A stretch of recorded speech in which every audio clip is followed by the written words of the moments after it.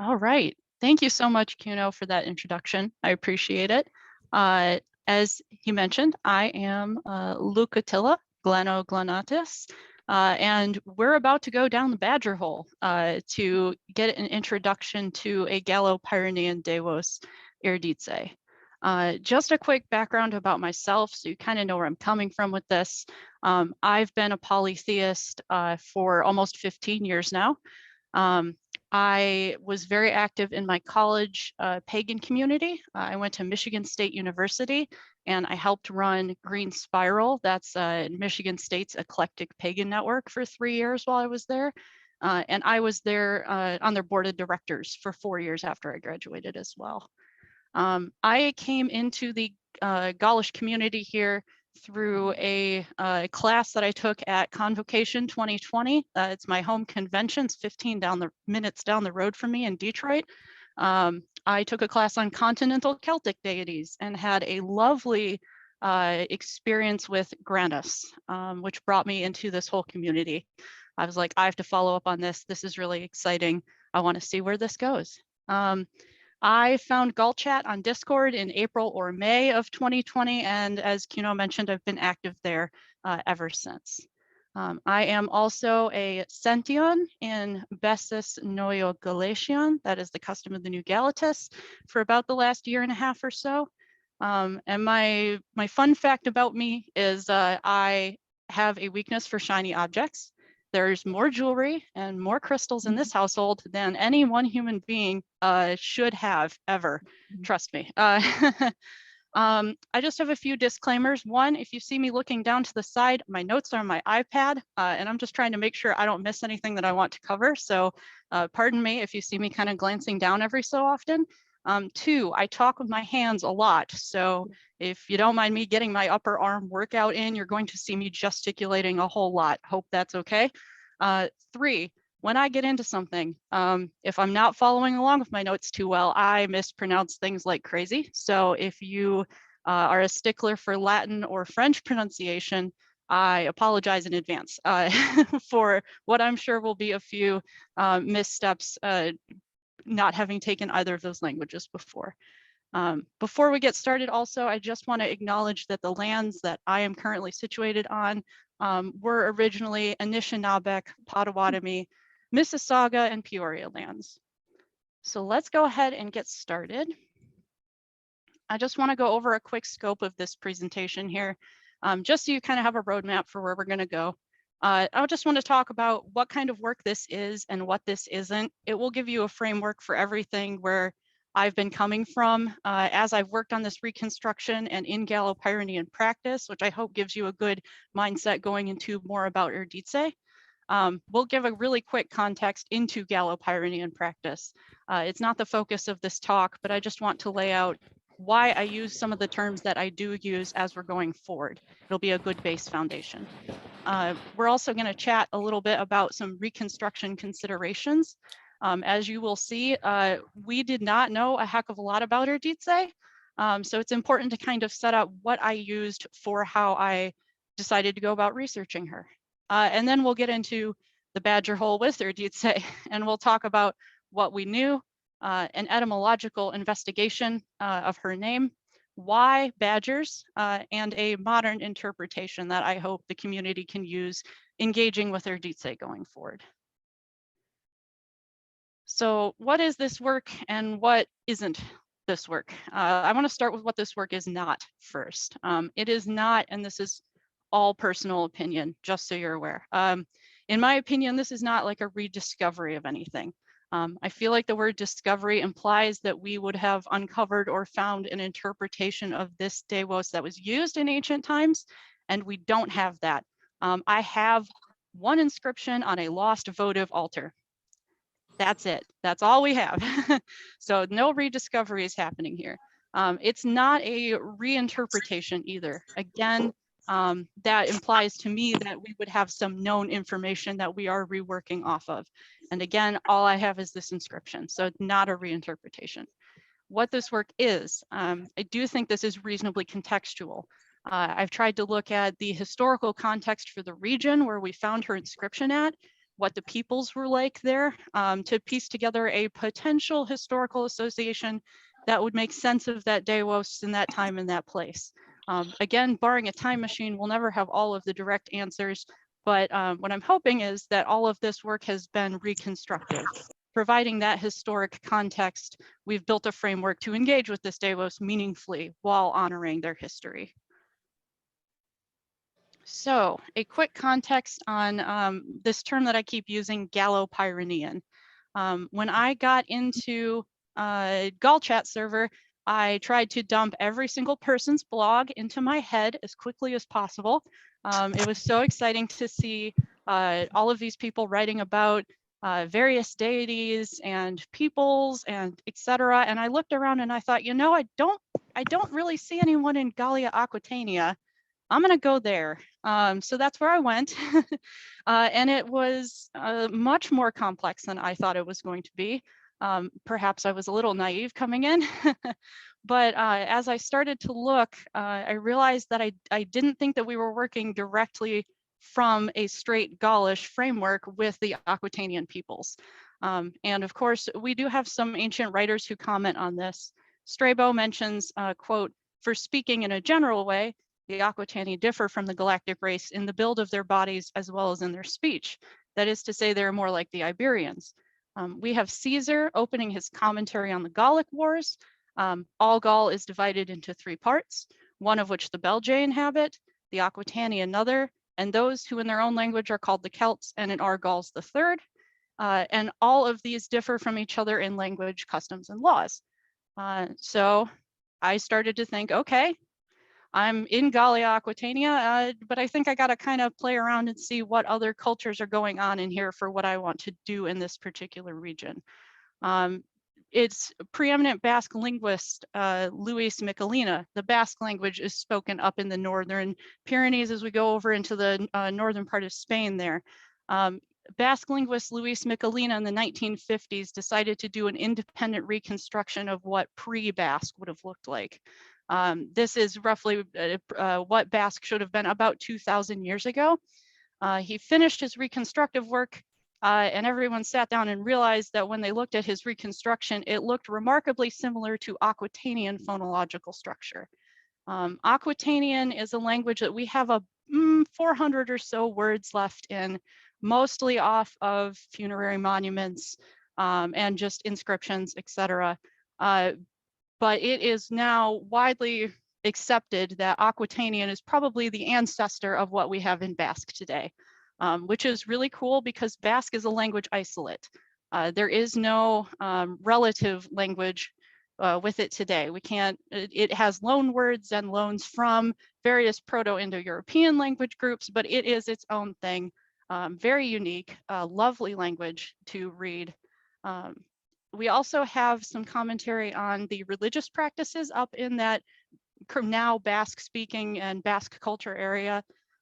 It's referred to in a few places online as Vasco-Aquitanian. The Vascones people of Hispania Tarraconensis are generally regarded now as the ancestors of today's Basque peoples. And then with Aquitanian, as I just mentioned, Aquitanian language is seen as that ancestor language to Basque. So we've got a lot going on in there.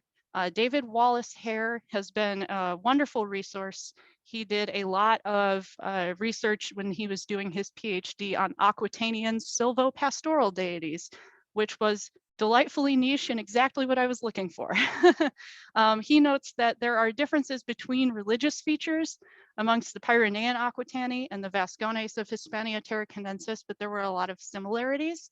The Basque of that evidence comes from the Pyrenees for that religious group. So why study the Pyrenees and why call this Gallo-Pyrenean then? A bit of my background, I am a huge fan of large geographic features, and I've always been drawn to them, even when I was very young and didn't know that being pagan or polytheist was a thing yet. I grew up on Lake Michigan. I could open my front door and hear the lake. It was a 4-minute walk to the beach. And every single time, even though I lived there and I saw it every single day, we'd drive down by the beach and I would go, ooh, lake. I am a huge fan of really large geographic features that dominate the landscape. I also grew up visiting my grandmother in her farm in the Smoky Mountains in Tennessee. I love me some mountains. So when I looked at a map of everything Gaulish that was going on, I went, I'm going where the mountains are. That's where I would like to focus. But there's a lot of complexity as well. Geography doesn't really respect drawn lines when it comes to the transhumance of livestock. That's moving your cows up the mountain for the summer, moving them back down into the valley for the winter. Weather patterns are going to be experienced in ways that drawn lines or boundaries can't really respect either. You're going to have a very Atlantic weather pattern up at the northern end of the Pyrenees, Mediterranean on the south, and then whether you're on the eastern or western side, it's either dry or wet. You and your neighbor are experiencing the flooding that has sent a rock slide down the mountain, and to heck with the lines the Romans drew about it. Climate and seasons also does not respect any drawn lines. But there's a cultural influence that's wide ranging along the Pyrenees as well. From north to south, roughly, we've got Aquitanians, we've got that Gaulish influence, there's Romans, you go down to Massalia and there's the Greeks. So there's so much going on here that is just rich in source material. And I want to look at all of it. Going with Gallo-Pyrenean as a term, I wanted something that I could use in the community and I wouldn't have to give you the whole Vasco-Aquitanian speech every time I referred to it. I feel like we already have a pretty well-established convention of Gallo communities. These are just a few examples. Gallo-Roman, if you were in Owen's talk yesterday, so there's Gallo-Belgic and Gallo-Britannic, Gallo-Etruscan, Gallo-Italic, more Gallos than I could fit on the slide. I also feel like it's more respectful. I don't want to accidentally or purposefully appropriate anything because the Basque peoples are the descendants from the Vascones, because their language is descended from Aquitanian. I just feel like I want to slap the giant. I'm really not trying to appropriate anything, disclaimer on literally everything I do. Because a lot of the folklore that we still have in this region is Basque folklore. And I don't want, they've had enough oppression in their time recently from French and Spanish governments. I know I'm a drop in the water in the lake compared to all of that, but I really just don't want to add to any of their cultural burden, so to speak. So, all right. So some reconstruction considerations. What this is, an investigation of etymological evolution, extant folklore, a lot of it is Basque, the social and natural, sociological and natural environments, the populace surrounding an artifact, an inscription, a deity, or a custom. My goal is to reconstruct an interpretation that honors that space and purpose that something may have come from, while still respecting living cultures today. Considerations, whole bunch of them. Social environment, tried to look at conflicts, population movement, commerce, etc. The geographic environment, your seasons, flora, fauna, badgers, and locally significant landscape features. People and their circumstances and roles in that time and space, extant folklore, its history and its continued prevalence through to today, and of course the language that's used. If there's an etymological history and evolution that we can follow backwards and forwards up and down our timeline. All right, time to get into the badger hole, isn't it? What did we know about Erditze? I found Erditze on a Wikipedia crawl. I admit, Wikipedia is lovely for crawling through about 17 tabs of information that you didn't know all linked to each other. And when you can find sources in Wikipedia articles, it's really nice to use those sources as a jumping off point. But Erditze probably caught me just because I was looking at it and I was thinking, I don't really think that name looks that Gaulish. I wonder what there is here. I want to see what's going on.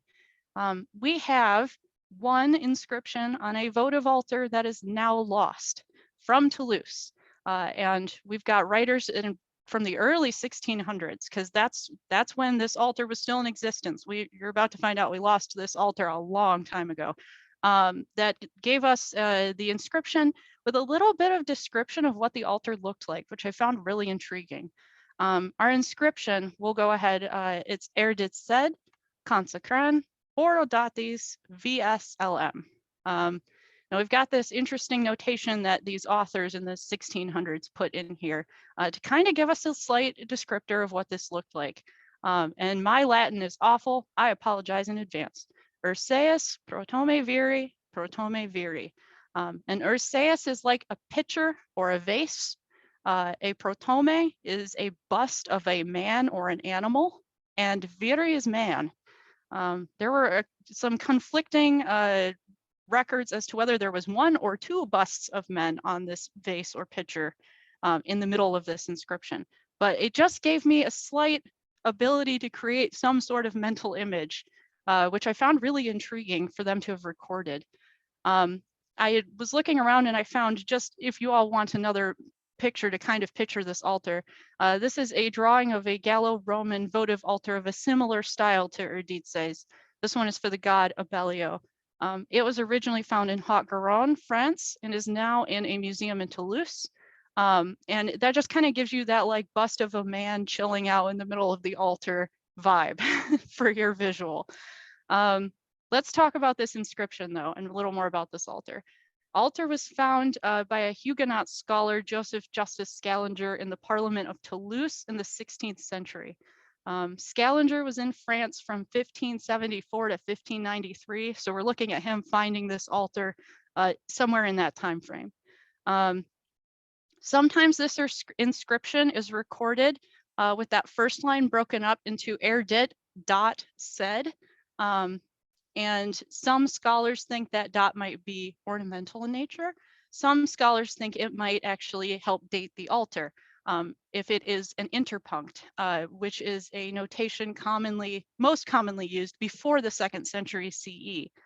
Now, Erditze is not Erditze, as you may have noticed. That D on the end is purportedly, according to the people that recorded the inscriptions, the first letter in Deo, which is how we have an idea that this is even a deity at all. So I'm inclined, if we write in the little E and O for Deo, and then we put a dot in the center, it's symmetrical, and I'm a fan of symmetry. So I don't think it's dating evidence.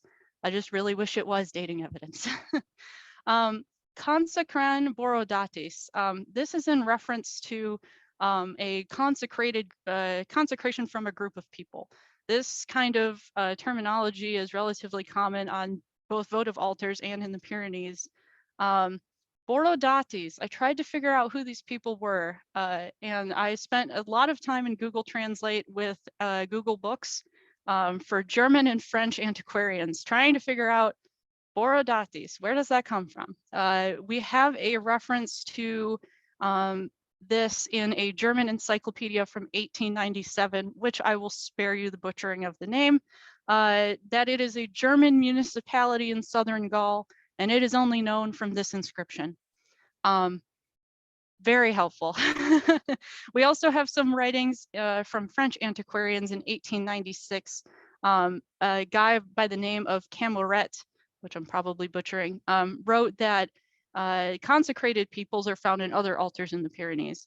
But this altar is very interesting in that with the word Borodatis, he can see Pyrenean or Aquitanian in the Boro part of that inscription. There are other words in the area as Borso, Borsi, Borianus, Boroconus. We've got a Boro thing going on here. The ates ending, he also notes, is, quote, common amongst ethnic groups in primitive Aquitaine. I would love to chat with this guy and be like, please explain more, because I went looking everywhere. I spent 2 or 3 whole weeks for every Google search I did. It was just like every version of Borodates I could think of to type into the Google bar with every descriptor I could possibly think of to find anything, and it was just nothing. If you were in Owen's talk yesterday, you will already have an idea that VSLM is very common on votive altars. Pardon my Latin again. Votum solvit libens merito, has fulfilled his vow freely as merited. We have a cold case on our hands with this altar. It is lost. Its last known physical location was in the hands of a collector commonly known as Piresque. In 1893, we have some authors talking about how this inscription was found in the palace in Toulouse. It was transcribed and it was sent to Peyresque in 1632. Peyresque himself, he was a collector. He had sculptures, paintings, coins, etc. in his house in Aix-en-Provence. And he passed away in 1637. To me, it seems very reasonable that between 1632 and 1637, he probably still had the thing when he died. Unfortunately, Peyresque's home was demolished to make way for the Palace of Justice in Aix-en-Provence in 1787. So somewhere in the 150 years, we lose Erditze's only altar. And if I had a time machine, I would go back and save it. So let's talk about some etymological investigations here. As I briefly mentioned, when I first saw Erditze's name, I thought, wow, that doesn't really look Gaulish to me. And the inscription's in Latin, and it also doesn't look Latin to me. I was only in the community for 5 or 6 months at that point, but I was like, I've read a few things now. I don't really think that's right. I had a fellow Discord member suggest I look to other languages in the region, which is how I went on the Basque Aquitanian Trail. And I love it when you find something that comes together so quickly, because I went looking in the late great R.L. Trask's Etymological Dictionary of Basque. It's on academia.edu. Rest in peace. He only halfway completed this etymological dictionary, but it is a wonderful and easily readable resource for Basque. And it is out there for freezies on the internet. In his etymological dictionary, I found erde, which is half in Basque, and is the base of such words as erditu, to give birth. There is also quite a lot of suffix action in Basque to modify different words, and there is a suffix, the tse suffix, which can create abstract nouns that are related to activities. And I thought, I wonder what you get when you combine Erditze and you put it into Google Translate. So I went to Google Translate, and it turns out that Erditze means childbirth. And I was like, I love it when a word just translates straight and I don't have to think about it too hard. So that was really fulfilling, finding that out. And I was like, okay, so why does Erditze reach out to me, a woman with no children who has no plans to have any children? Bless you if you have children. I had to figure out what she meant there next. So we're meditating. I spent a ton of time meditating with Erditze, and repeated imagery that I kept getting as I was in meditative space with her was caves. I would always kind of come into the space, and as everything faded in around me, it was, I'm in a cave. The door to the cave is over there, but I'm just hanging out here in this nice, calm cave environment. And when I found out her name meant childbirth, I went, okay, so I'm in the womb. That makes sense. And I was like, all right, let's figure out why we're here. What are we doing? And one day as I came into meditation with her, I kind of came in, looked down at my hands, or where I thought my hands would be, and I had claws, which is real metal to wake up to in the middle of a meditation. I was like, oh, I'm not human. Cool, I've always wanted to be not human. But what am I? I have no idea. I do get audible cues occasionally in meditations, never like full sentences, but just a couple words here and there. And as I'm sitting here going, wow, I have claws, I heard very clearly a woman's voice say, little cave bear.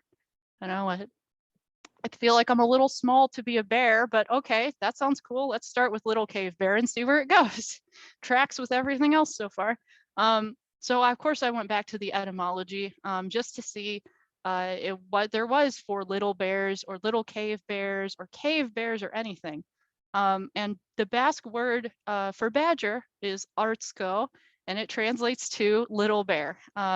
Arts, bear, ko is a diminutive suffix. The other cool thing that I found as I started digging around in more Basque folklore and mythology is that there is a common theme of mythological beings living underground. The goddess Mari is probably one of the best known Basque deities. She lives in caves underground, travels between different caves, all in and along the Pyrenees, generates the weather out of the caves. we have people talking about how the sun and the moon rise out from underground, move across the sky, and then go back underground for when they don't need to be out in the sky. So everything so far, I'm fitting all these puzzle pieces together. I've got children, I'm a little cave bear, I've got the badgers living underground, the cave is the womb. And I'm like, all right, is there a badger child connection now? Because if I can find that, I'm onto something. So I had to take a detour through bears to get to badgers, because of course, little bears and bears. So pictured up in the top right, before I completely forget that it exists there, is my badger claw pendant. If you were here yesterday at the beginning of the session, Branos Carnuto Druidon, and if I butchered that, Branos, I am so sorry. Very talented wood carver, blacksmith, does great druidic work in the community, made that for me for my Erditze work. And I wear it most days of the week. But let's talk about bears for a minute. In the Pyrenees, there is a whole lot of bear folklore going on, specifically out of the Basque culture. The Tears of Pyrene, if you want a really good read, The Tears of Pyrene by Martin Locker is a fabulous book. Martin Locker is an archaeologist who's over in Andorra, and his focus is Pyrenean folklore and livelihood. It was a beautiful book. It had a whole chapter on bears, which was delightful. He just came out with his second book, which covers Pyrenean jobs that people have in the Pyrenees, like woodcutters, blacksmiths, shepherds, etc. I'm excited to get it. Shipping from Andorra is awful. It took a month to get to me last year, and I know shipping is worse this year. So whenever it shows up will be a delightful day. But he talks about bear festivals in the Pyrenees having good luck aspects to them. And February 2nd being an incredibly common day to put those bear festivals on. If you're in the US and you're thinking February 2nd sounds really familiar because that's Groundhog's Day, cookie for you, the Pennsylvania Dutch, when they came over to America, were already venerating badgers and hedgehogs on that day. It had become a secularized, kind of stepping away from those good luck aspects, and it went from bears to badgers and hedgehogs. And when they got over here, they went, I don't really see any badgers or hedgehogs, but there's these fuzzy things that keep popping out of the ground. We'll call them groundhogs, and we'll make it Groundhog Day. Yay, let's reclaim February 2nd for bears. The Basque bear hunters had a belief also that is attested about Basque peoples descending from bears. This leads to my favorite quote I've ever come across from some Biarritz bear guardians in 1891. And granted, this quote had to go through the telephone between 4 different languages before it got to English, but they said that bears who have been with humans before could not go back up into the mountains because they would tell the other bears all about us, and then the bears would come down the mountains and, quote, rule humans as they did before. I, for one, welcome our bear overlords. I'm ready. We have John of the Bear Stories also. It's a protagonist with a human mother and a bear father, kind of a hero-esque figure going on adventures. Very common in France, apparently.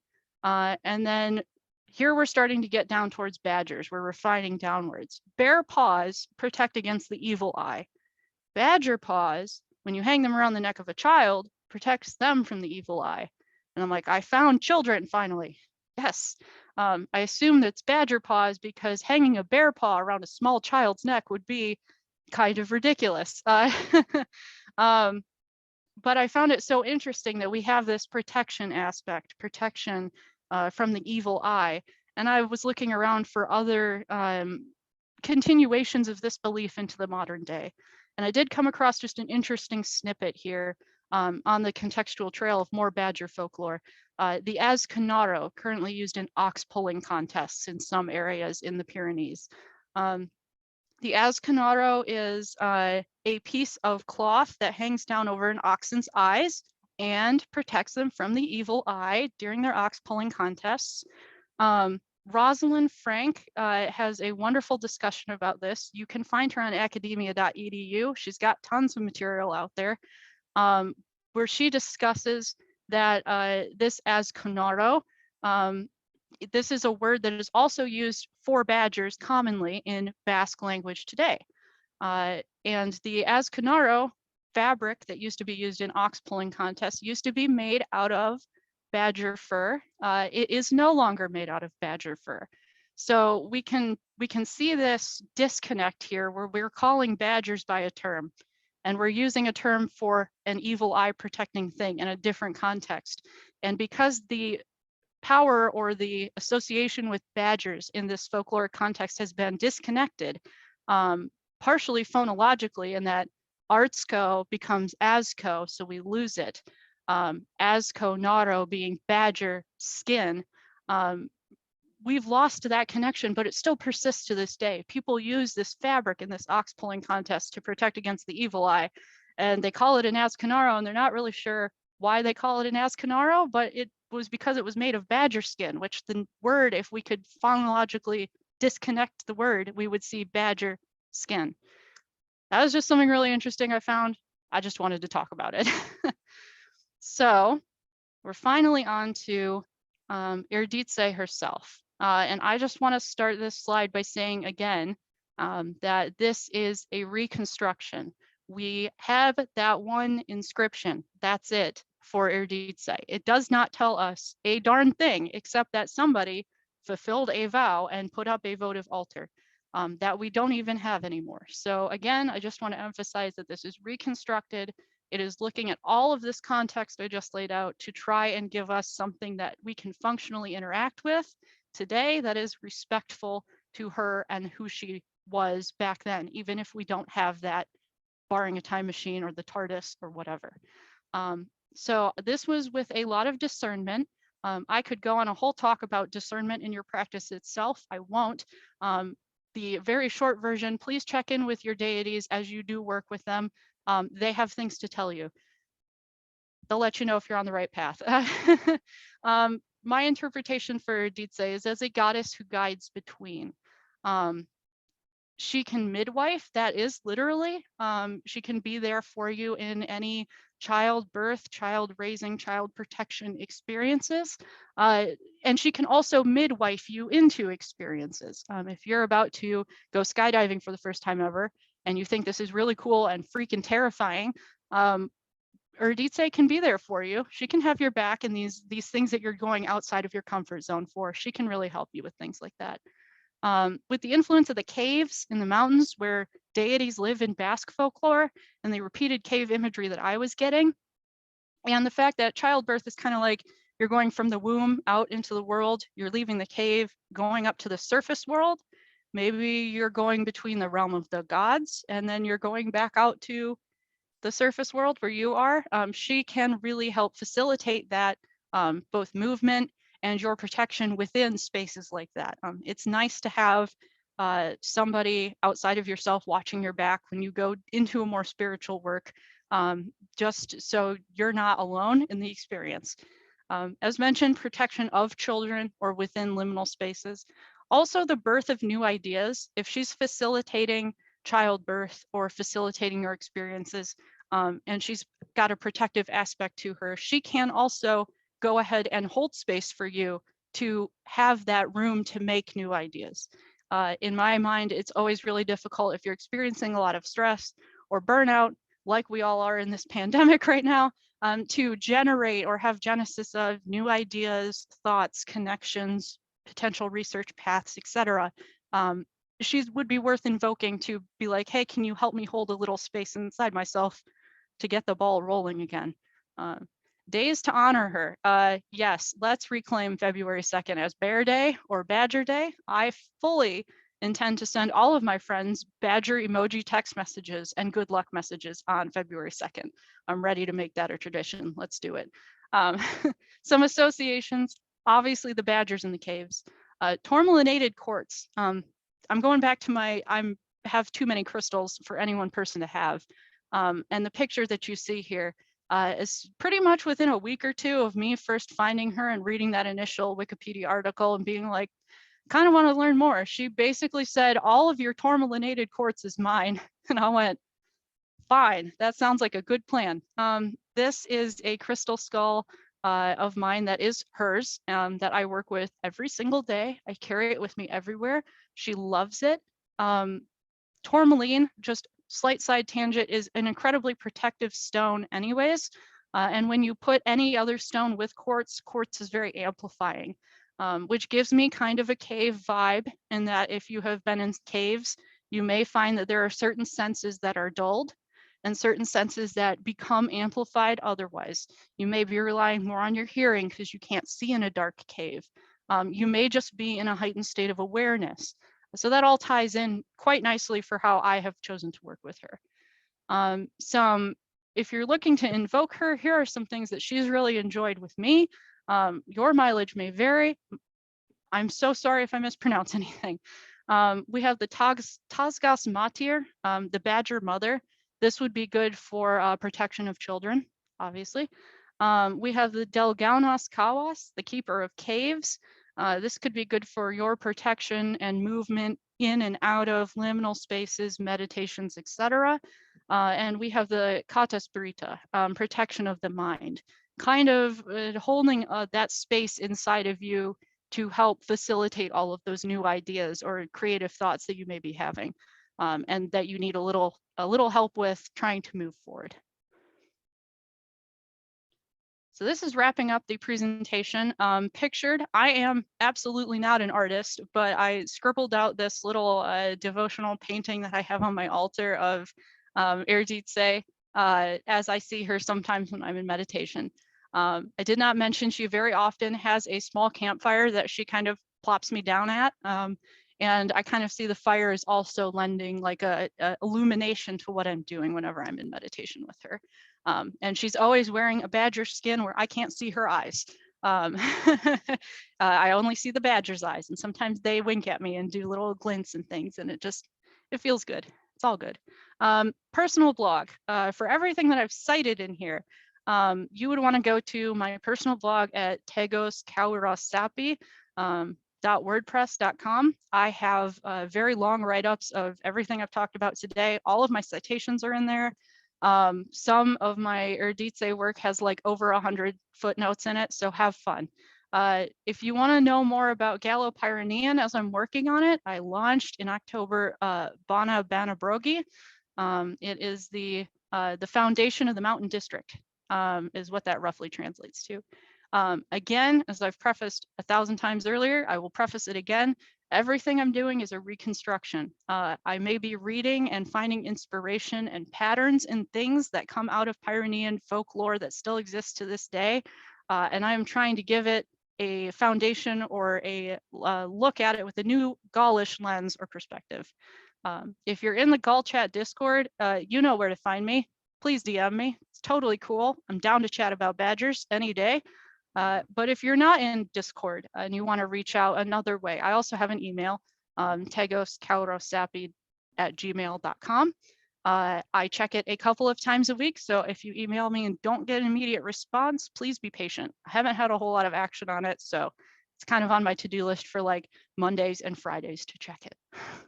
So that's all I have for you. I hope it was as good as y'all imagined it should be.